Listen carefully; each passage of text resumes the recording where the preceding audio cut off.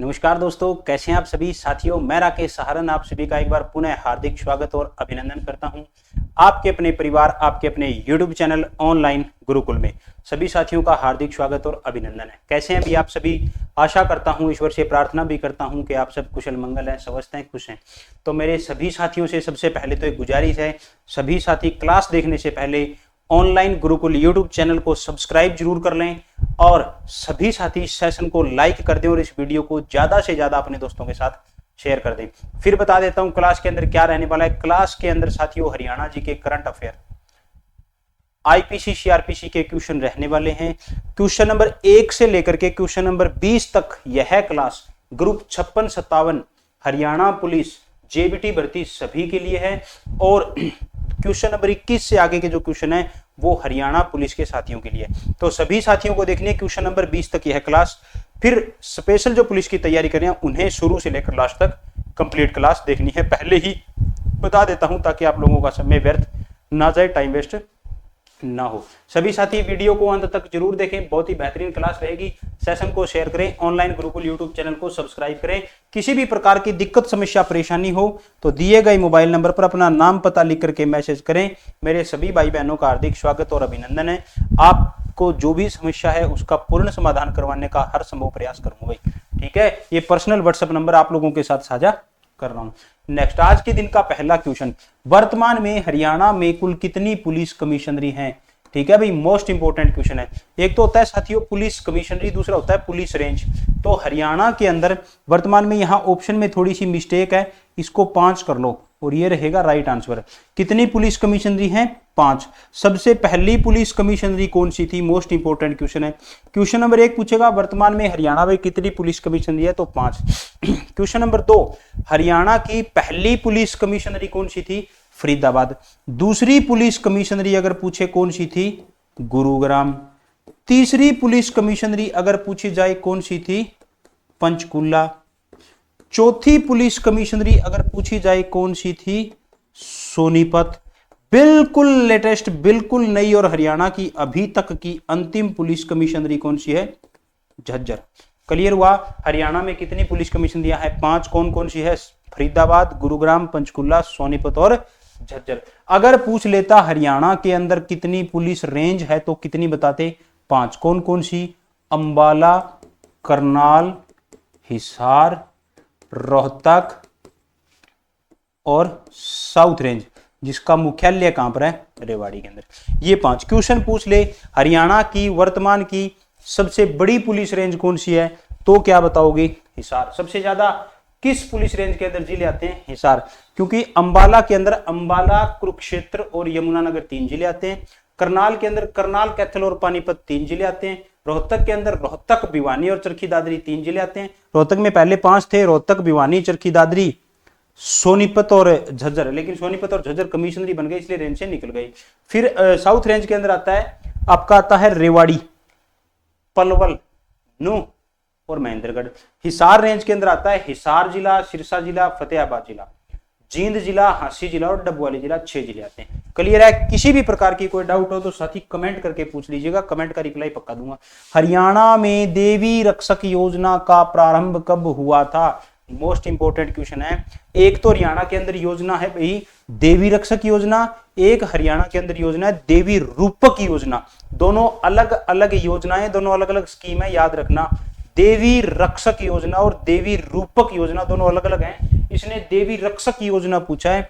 हरियाणा में देवी रक्षक योजना की शुरुआत 25 सितंबर 2002 के अंदर हुई थी, याद रखना। काफी साथियों का क्वेश्चन था कि सर आवाज बहुत कम आती है, तो आज आवाज की समस्या का समाधान टेक्निकल को बुला करके करवाया गया। क्या समाधान हो चुका है? क्या आवाज बिल्कुल सही आ रही है? एक बार सभी साथी अपना फीडबैक जरूर दें, कमेंट करके बताना भाई। रिकॉर्डेड क्लास है, लाइव लेता तो आप लाइव में बता देते, रिकॉर्डेड है तो आप बाद में जरूर बताना क्या आवाज सही आ रही है, ताकि नेक्स्ट क्लास के अंदर इसका सुधार और कर सके। ठीक है, नेक्स्ट आ जाता है, महाभारत काल से सदियों पहले कुरु वंश के आर्यों के काल को निम्नलिखित में से किस युग की शुरुआत के साथ चिन्हित किया गया? साथियों, आदि रूपा मां सरस्वती, सुनते जाना, ध्यान से सुनना। आदि रूपा मां सरस्वती की 48 कोस की भूमि, कितनी? 48 कोस की भूमि। इसके लिए आर्यों ने सर्वप्रथम क्या किया था? आदि रूपा मां सरस्वती की 48 कोस की भूमि को आर्यों ने सर्वप्रथम कृषि योग्य बनाया था भाई। तो क्या आ जाएगा? कृषि युग। ये कंसेप्चुअल क्वेश्चन है, आपका कॉन्सेप्ट क्लियर है तो आपका ये क्वेश्चन सही हो जाएगा, कॉन्सेप्ट क्लियर नहीं है तो ये क्वेश्चन गलत हो जाता है। ऐसा मैंने देखा है, लाइव क्लास में बच्चों के काफी गलत हुए हैं, ऑफलाइन के अंदर भी मैंने देखा था बच्चे इस प्रकार के क्वेश्चन गलत करते थे। कॉन्सेप्ट अपना डेवलप रखना है साथ के साथ। बस लाइन क्या है? आदि रूपा मां सरस्वती की 48 कोस की भूमि को कृषि योग्य बनाया था। क्वेश्चन नंबर 1 से क्वेश्चन नंबर 20 तक ये क्लास सभी साथियों के लिए है, उससे आगे सिर्फ हरियाणा पुलिस के साथियों के लिए। ठीक है भाई, तो सभी साथी ऑनलाइन गुरुकुल यूट्यूब चैनल को जरूर सब्सक्राइब करें और सभी साथी इस सेशन को लाइक और शेयर जरूर करें। नेक्स्ट आ जाती है बात, हरियाणा का प्रमुख इको पार्क कौन सा है? सुल्तानपुर पक्षी विहार। कहां पर स्थित है भाई? किस जिले में है? गुरुग्राम जिले के अंदर है। कालेश्वर राष्ट्रीय पार्क, ये इतना है, ये अलग है। ठीक है, ये कहां है आपका? यमुनानगर के अंदर। असोला भट्टी वन्य जीव अभयारण्य, ये भी थोड़ा सा यहां मिस्टेक हो गई, ये असोला भट्टी यहां आना था। तो इस क्वेश्चन का राइट आंसर है हरियाणा का प्रमुख इको पार्क है वो सुल्तानपुर नेशनल पार्क है। नेक्स्ट भाई, गुरुग्राम जिले में इस्लामपुर नामक स्थान पर भादो महीने के 9वें दिन कौन सा मेला लगता है? भादुए का महीना और नवमी का दिन गुगा नवमी। सिंपल सी बात है। गोगा मेडी राजस्थान के अंदर धाम है, वहां पर श्रद्धालु आते हैं दर्शन करने जहारवीर गोगा जी महाराज की। तो गोगा जी महाराज की जो पूजा की जाती है वो विशेषता की जाती है भादुए की नवमी को। Then right answer is Gugga Navami. Gugga Navami. आप सभी साथियों को एक बहुत ही शानदार जानकारी देता हूं, जानकारी देख लो भी, दो जानकारियां इकट्ठी ले लो, दो जानकारियां इकट्ठी। हरियाणा पुलिस का आपका पेपर बहुत जल्द होने जा रहा है। पेपर के अंदर कॉमन चीजें आपने पढ़ ली, स्पेशल आएगा एनिमल हस्बेंड्री एग्रीकल्चर। 3 नए कानून लागू हुए हैं। वो सभी स्टूडेंट्स की समस्या थी, सर नए कानून कहां से पढ़ें, उसका समाधान आपके लिए कर दिया है साथियों। आईपीसी की जगह बीएनएस आया है, सीआरपीसी की जगह बीएनएसएस आया और भारतीय साक्ष्य अधिनियम आया है। तीनों के तीनों प्लस एग्रीकल्चर एवं एनिमल हस्बेंड्री, इन सभी का आपके लिए एक स्पेशल कोर्स लॉन्च कर दिया है। जिन साथियों ने अभी तक नहीं लिया और ये सोच रहे हैं ना कि सर क्या इतने कम समय में तैयारी हो जाएगी, इसी तरीके से पढ़ा रहे हैं भाई, इसी तरीके से आपको ये करवाया गया। अभी आप अगर आपके पास 3 दिन का टाइम हो तो 3 दिन के अंदर आप इन क्लासेस को कंप्लीट कर लो। तो सभी साथी दुरीना ऐप पर जाइए और वहां एप्लीकेशन को डाउनलोड करके इस शानदार से कोर्स को ले लीजिए। मात्र 299 रुपए फीस है, बेहतरीन कंटेंट है। कोर्स लेने के बाद अगर आपको ये लगे भी कंटेंट के अंदर दम नहीं है, बीएनएस बीएनएसएस और बीएस से मैं करवा रहा हूं, एग्रीकल्चर और एनिमल हस्बेंड्री जीके भाई प्रदीप सर हमारे गुरुजी करवा रहे हैं। कोर्स लेने के बाद कंटेंट में लगे ना दम नहीं है तो साथियों मोबाइल नंबर व्हाट्सएप नंबर दे दिया आपको, वहां कॉल और मैसेज करके बता देना कि सर कंटेंट में दम नहीं है। ठीक है, और बाकी जो साथी ले चुके हैं उनसे एक बार फीडबैक ले भी लेना। बहुत ही बेहतरीन तरीके से आपको यहां पर पढ़ाया गया है। आईपीसी पढ़नी है या बीएनएस पढ़नी है वो भी इस कोर्स के अंदर मैंने बता रखा है। सीआरपीसी पढ़नी है या बीएनएसएस पढ़नी है, मतलब किसकी कौन सी धारा पढ़नी है, किसकी कौन सी धारा याद रखनी है, वो सारी की सारी चीजें इसके अंदर बता रखी है भाई। ठीक है, रोहतक में स्थित लाल मस्जिद है। लाल मस्जिद हरियाणा के अंदर 2 है साथियों, एक रेवाड़ी में है, दूसरी रोहतक में। जो रोहतक के अंदर लाल मस्जिद है इसके बारे में क्वेश्चन आता है, रोहतक स्थित लाल मस्जिद को किसने बनवाया था? हाजी आशिक अली ने। इसका निर्माण कब करवाया था हाजी आशिक अली ने? सन 1939 के अंदर। रोहतक स्थित लाल मस्जिद का निर्माण हाजी आशिक अली ने कब करवाया था? रोहतक स्थित लाल मस्जिद का निर्माण हाजी आशिक अली ने सन 1939 के अंदर करवाया था। बाबा शाह कमाल की मजार प्रदेश में कहां पर है भाई? कैथल के अंदर है। मोस्ट इंपोर्टेंट क्वेश्चन है, याद रखना शाह कमाल की मजार कहां पर है? तो ये आपकी कैथल के अंदर है। एक बहुत ही बड़ा तोहफा दे दूं आपको भी, एक बहुत बड़ा गिफ्ट दे दूं आपको। गिफ्ट ले लो, गिफ्ट उपहार ले लो। उपहार हरियाणा पुलिस के लिए स्पेशल, हरियाणा पुलिस के पेपर के लिए स्पेशल एक बहुत बड़ी महा मैराथन आपके लिए लेकर के आ रहे हैं, जो GK by Pradeep sir YouTube channel पर आपके लिए होने जा रही है। यहां ऑनलाइन गुरुकुल पर नहीं है, ये GK by Pradeep sir YouTube channel. कब? 14 अगस्त को। किस टाइम शुरू हो जाएगी? 8 बजे। आप सभी साथियों के लिए GK by Pradeep sir YouTube channel पर एक क्लास, महा मैराथन क्लास 14 अगस्त यानी कल रात 8 बजे लेकर के आ रहे हैं। वहीं आपको एक गिफ्ट और दिया जाएगा। इस क्लास के अंदर आपको BSA agriculture animal husbandry, Haryana जी के करंट अफेयर का पोर्शन कम रहेगा भाई। हरियाणा जी के और करंट अफेयर का पोर्शन बहुत ही कम रहेगा। स्पेशली आपके लिए ये मैराथन रहेगी, वो हरियाणा पुलिस स्पेशल सब्जेक्ट है, इसके लिए रहेगी। इन सबसे आजादी पाने का समय आ गया। सभी साथी कल शाम ठीक 8 बजे GK by Pradeep sir YouTube channel पर इस महा मैराथन को ज्वाइन जरूर कर लेना। BNSS BSc agriculture animal husbandry, इसके अंदर आपको किसी प्रकार की कोई समस्या ना रहे, अच्छे से आप पेपर दे पाओ, क्योंकि स्मार्ट वर्क करोगे तो ही फायदा है। तो ये सभी साथी कोर्स ले लो, आज ही ले लो, क्लासेस देख लो, कल मैराथन क्लास है उसके अंदर अपनी रिवीजन कर लेना। ठीक है भाई। कुरुक्षेत्र में सन्निहित सरोवर के समीप स्थित निम्नलिखित में कौन सा मंदिर है? तो यहां कौन सा मंदिर है भाई? लक्ष्मी नारायण मंदिर। कौन सा मंदिर है? लक्ष्मी नारायण मंदिर। समा नामक पर्यटन केंद्र हरियाणा के किस नगर में स्थित है? समा नामक पर्यटन केंद्र। ठीक है। अगर आपसे पूछ लिया जाए सुरखाब टूरिस्ट पैलेस हरियाणा में कहां पर स्थित है? ठीक है। तो क्या बताओगे? अंजन यात्रिका नामक पर्यटक स्थल हरियाणा में कहां पर है? तो क्या बताओगे? ठीक है। बलूजे पर्यटक स्थल कहां पर है? क्या बताओगे? स्काई लार्क पर्यटक स्थल हरियाणा में कहां पर है? तो क्या बताओगे? सुरखाब बता देना सिरसा के अंदर है। अंजन यात्रिका बता देना पेहोवा के अंदर है। बलूजे और स्काई लार्क दोनों ही पानीपत के अंदर है। पानीपत जिले के अंदर आते हैं, ये पेहोवा के अंदर आता है, ये सिरसा में आता है। ठीक है भाई। कोई भी किसी साथी को डाउट हो तो पूछ लेना। समा नामक पर्यटक स्थल गुरुग्राम के अंदर है। कोई डाउट लगे कमेंट डाल देना, कमेंट पढ़ता हूं और उसके रिप्लाई भी देता हूं। ठीक है। क्योंकि पिछली क्लास में कई बार हो जाता है भाई, देखो हम लोग भी इंसान है यार, कोई भगवान तो हम लोग है नहीं, कई बार हो जाता है। पिछली क्लास के अंदर चंडीगढ़ स्मोक फ्री कब हुआ ये क्वेश्चन था, मैं जल्दबाजी में मैंने ध्यान नहीं दिया, 2007 वाला जो है ना उसको टिक करना था, गलती से 2008 को टिक कर गया। फिर स्टूडेंट्स ने बहुत बढ़िया किया, मैं उन साथियों का स्पेशल धन्यवाद देना चाहूंगा जिन्होंने कमेंट किया और व्हाट्सएप पर भी मैसेज किए। एक स्टूडेंट ने व्हाट्सएप पर मैसेज किया कि सर उसका हमें 2007 लग रहा है, आपने 2008 करवा दिया। फिर मैंने कमेंट देखा, कमेंट भी आया हुआ था। फिर मैंने देखा भी मैंने क्या करवा दिया, मैंने पाया कि मैंने वहां पर 2008 करवा दिया, जो कि मैंने गलत करवाया था। फिर मैंने एक कमेंट टाइप किया, उसको पिन कर दिया, वीडियो के नीचे भी चंडीगढ़ धुआं रहित घोषित हुआ था 2007 के अंदर। कई बार बाई चांस बाई मिस्टेक हो जाती है ऐसी चीजें। श्री कृष्ण संग्रहालय जो है ये कुरुक्षेत्र के अंदर है, पहला क्वेश्चन तो ये है। दूसरा है भी इसकी स्थापना कब हुई थी, तो कुरुक्षेत्र स्थित श्री कृष्ण संग्रहालय की स्थापना 1987 में हुई थी। नेक्स्ट आ जाता है, राज्य में औषधि वृक्षों के रोपण हेतु वनस्पति वन योजना कब लागू हुई थी। ये बहुत इंपॉर्टेंट क्वेश्चंस हैं, यहां से डायरेक्ट क्वेश्चन भी आपको पेपर के अंदर देखने को मिलेंगे। वनस्पति वन योजना कब लागू हुई थी? 1 नवंबर 2003, यानी कि 2003 में हरियाणा दिवस के मौके पर। बौद्ध काल के किन महाजनपदों में आधुनिक हरियाणा के भाग शामिल थे? बौद्ध काल के अंदर महाजनपद हुआ करते थे। आज का जो हमारा हरियाणा है ना, ये कौन कौन से महाजनपद के अंदर था? तो उस समय कुरु और पांचाल नामक 2 महाजनपद थे।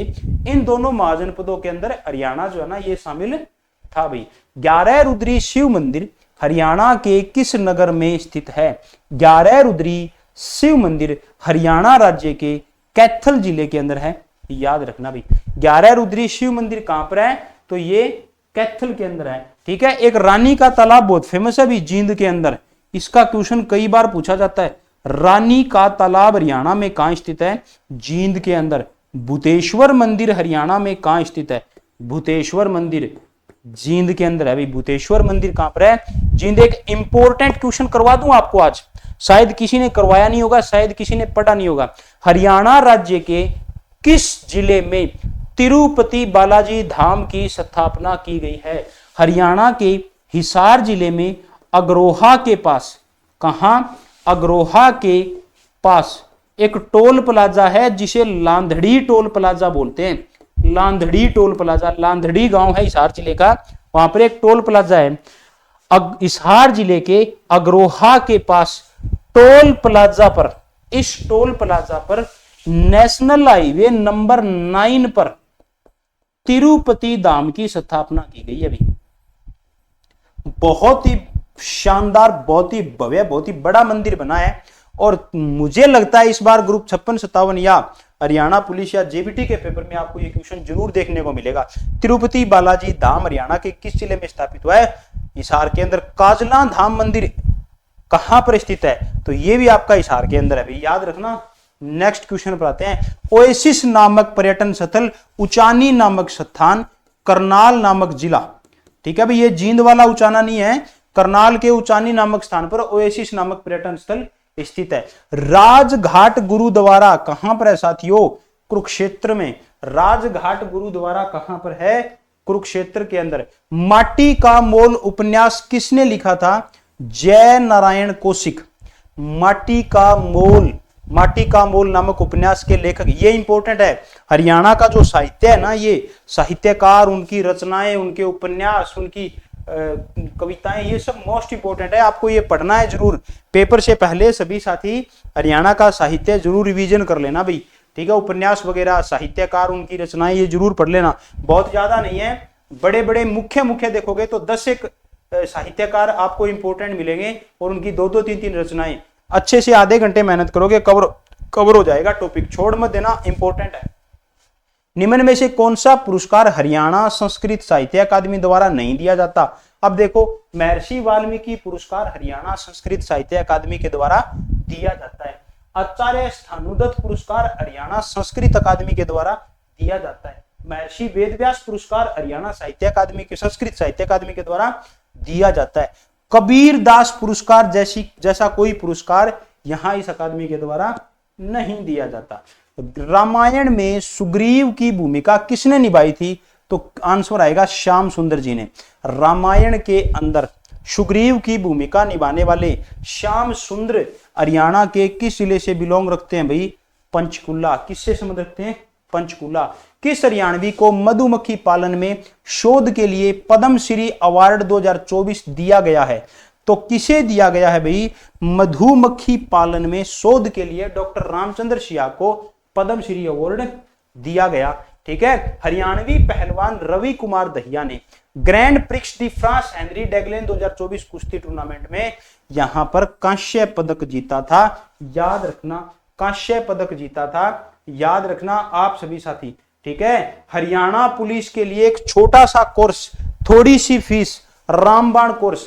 हार्ड वर्क का जमाना नहीं है भाई साहब, स्मार्ट वर्क का जमाना है। हार्ड वर्क आप लोग कर चुके हैं। Haryana GK, current affair, GK, science, math, reasoning, Hindi, English, सब कुछ आप लोग पढ़ चुके हैं। लेकिन यहां स्पेशल जो डाटा पूछा जाएगा, जो साथी इसमें बेस्ट प्रदर्शन करेगा वही आगे निकलेगा, क्योंकि कॉमन तो हर कोई कर लेता है, बेस्ट प्रदर्शन करता है ना वही आगे निकलता है। स्मार्ट वर्क और पेपर के अंदर जो नंबर आएंगे ना आपके, इसी के आधार पर आपका हरियाणा पुलिस में सिलेक्शन होने के बाद आपको डिस्ट्रिक्ट्स वगैरह मिलेंगे, जिलों की बिलिंग आपसे भरवाई जाएगी। तो पेपर की जो सीनियरिटी होगी उसी पर आपको डिस्ट्रिक्ट मिलेंगे।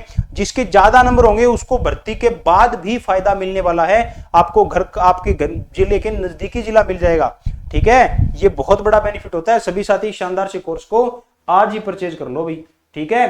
कल शाम 14 अगस्त रात 8 बजे GK by Pradeep sir YouTube channel पर ये महा मैराथन आपके लिए लेकर के आ रहे हैं, जिसके अंदर एनिमल हस्बेंड्री, एग्रीकल्चर, बीएनएस यानी कि आईपीसी और बीएनएसएस यानी कि सीआरपीसी का खेल ही खत्म कर देंगे। आपको इससे आजादी दिलवा देंगे। बहुत महत्वपूर्ण क्लास रहने वाली है। सभी साथी क्लास के अंदर प्रेजेंट रहिएगा। सभी साथी क्लास के अंदर प्रेजेंट रहिएगा भाई।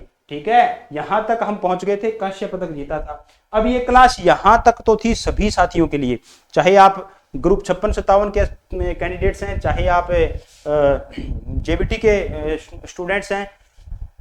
अब यहां से आगे सिर्फ हरियाणा पुलिस के लिए क्लास है। भारतीय साक्ष्य अधिनियम 2023, पहले क्या हुआ करता था? Indian evidence act.